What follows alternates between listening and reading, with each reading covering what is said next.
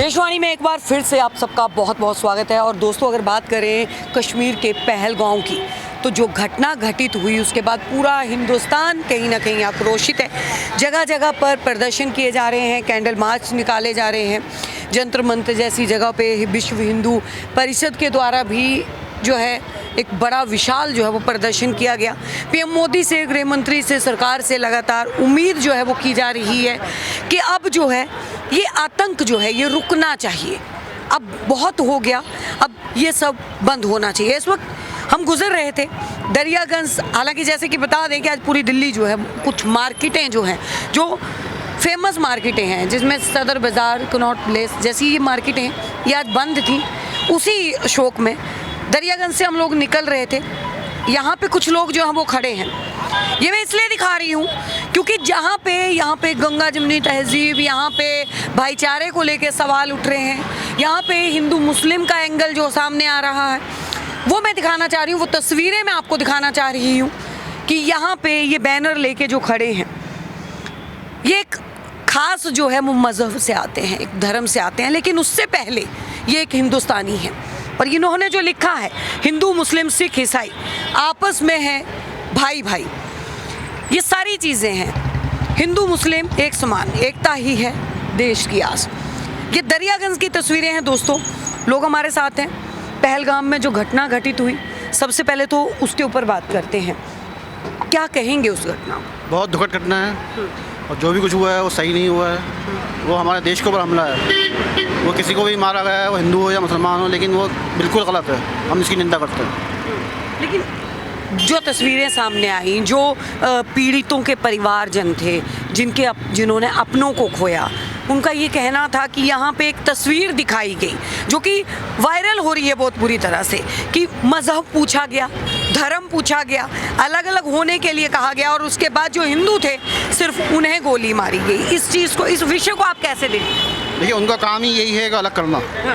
वो अपने काम में, मकसद में कामयाब हो जाए, वो हम होने नहीं देंगे।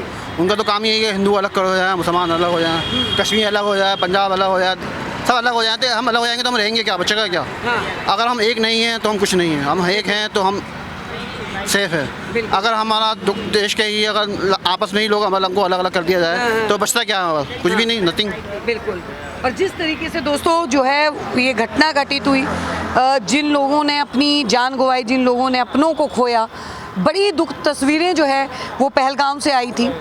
कश्मीर के लोगों ने खुद जो है वो पाकिस्तान का विरोध किया है। आप क्या कहेंगे इस पूरे विषय में कि पाकिस्तान का विरोध जो है हुआ लगातार, कि कश्मीर के लोग इस चीज़ से भी आहत हैं कि अब आने वाले कुछ समय के लिए उनका जो पर्यटन था वो ख़त्म हो गया, उनकी आगे रोज़मर्रा की जो ज़िंदगी थी कहीं ना कहीं उसमें रुकावट आई? जी जी बिल्कुल।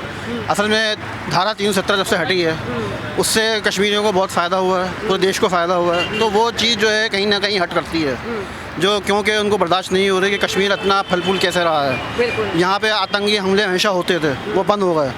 तो वो चीज़ जो है कैसे बर्दाश्त कर लें वो लोग, इसीलिए इसको घटना को अंजाम दिया गया है ताकि ये जो है यहाँ पे जो माहौल जो है वो बरकरार रहे। उस माहौल को ख़राब करने के लिए ही काम किया गया है कि हिंदू जो अलग हो जाए, मुसलमान अलग हो जाए, इस तरह मारा जाए।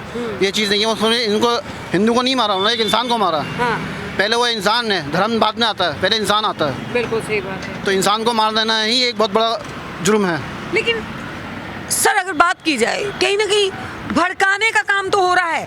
भारत का जो हिंदू है वो कहीं ना कहीं अब एक ऐसी नज़र से देखना शुरू हो गया। बहुत सारे, आज हम अभी जंतर मंतर से आए, वहाँ पे भी लोगों का ये था कि यहाँ से जो मुस्लिम हैं उनको पाकिस्तान भेज दिया जाए क्योंकि ये लोग यही सब करते हैं। तो वो विचारधारा को तो असर पड़ रहा है उस चीज़ का। हम उसका मुखालफत करते हैं। वो ऐसा गलत सोचते हैं, वो ऐसा कुछ नहीं है। हम उनके साथ हैं, वो आज भी हैं, कल भी रहेंगे। क्या कहेंगे सर?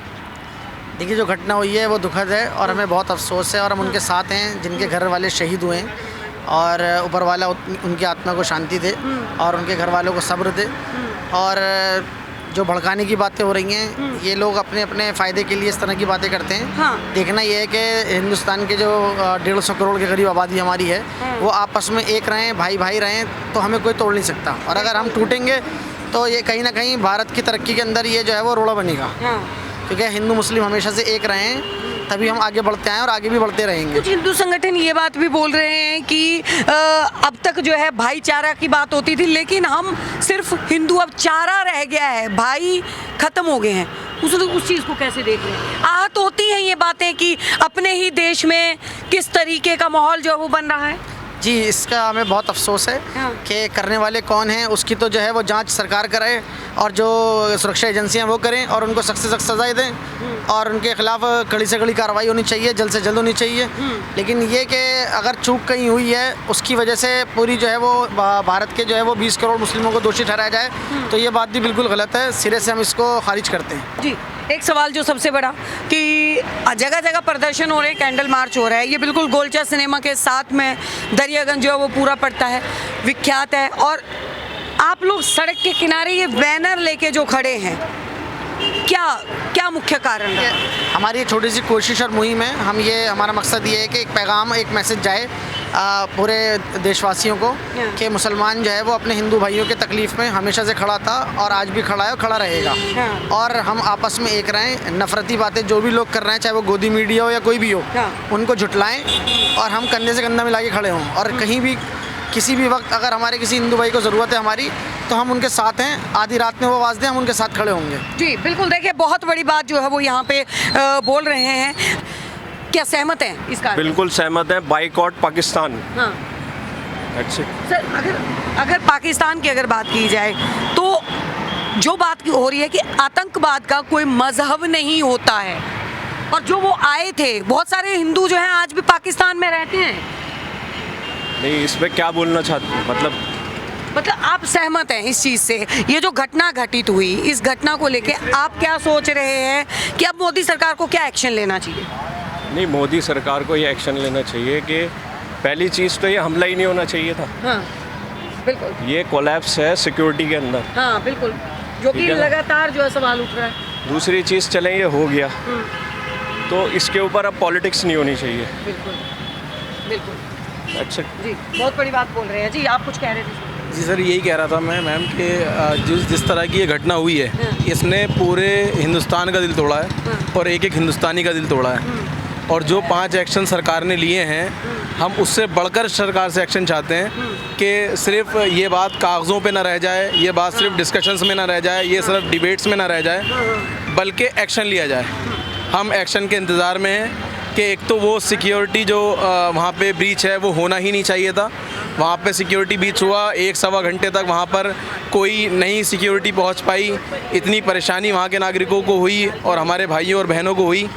इस सब की ये वजह भी तलाश की जाए कि क्या वजह रही इसकी, और इसके बाद जो दोषी हैं उन दोषियों को तलब किया जाए। उनको, अगर वो हिंदुस्तान से बाहर भाग गए, ये बहुत बड़ा अगर पॉइंट है, अगर बाहर चले गए वो तो वापस लेके आया जाए और उनको सख्त से सख्त सज़ा दी जाए, ताकि पूरी दुनिया के हर आतंकी को ये मैसेज जाए और पैगाम जाए कि इस तरह की घिनौनी हरकत का क्या अंजाम होता है। तो हम सख्ती की मांग करते हैं और सख्त से सख्त कार्रवाई की मांग करते हैं। बहुत बहुत धन्यवाद। तो देखिए इस वक्त जो है वो दरियागंज में निकलते हुए ये तस्वीरें मैंने आपको दिखाई हैं। दोस्तों, जो भी घटित हुआ वो वाकई में ही बड़ा ही दर्दनाक था।